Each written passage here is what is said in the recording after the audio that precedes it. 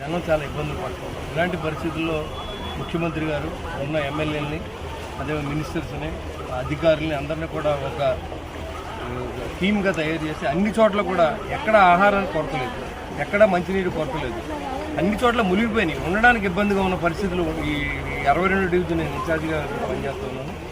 డెఫినెట్గా ఈ వర్షం తగ్గగానే ప్రతి ఇంట్లో ఎంత నష్టపరిహారం జరిగింది, ఎంత నష్టం జరిగింది అనేది కూడా ప్రభుత్వానికి తెలియజేయమని మాకు ఆదేశాలు జరిగింది. దాంతోపాటుగా ఇక్కడ ప్రజలు పడుతున్న ఇబ్బందులు, ఆరోగ్య పరిస్థితి ఎలా ఉంటే ఈ వరద తగ్గిన వెంటనే రేపు పొద్దున్న అంటువ్యాధులు వచ్చే అవకాశం ఉంది. దానికి మెడికేషన్ కూడా ఇవాళ ఆల్రెడీ అన్ని చోట్ల క్యాంపులు పెట్టారు.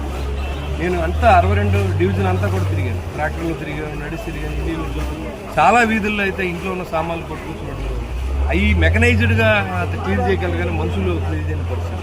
అందుకని బాబ్కాట్లు అన్నీ తీసుకురావడం జరిగింది. ఈ నీరు రేపులోపు లాగితే ఎల్లుండి నుంచి ఏ ఇంటికి ఎంత నష్టం జరిగింది, ఏ కుటుంబానికి ఎంత నష్టం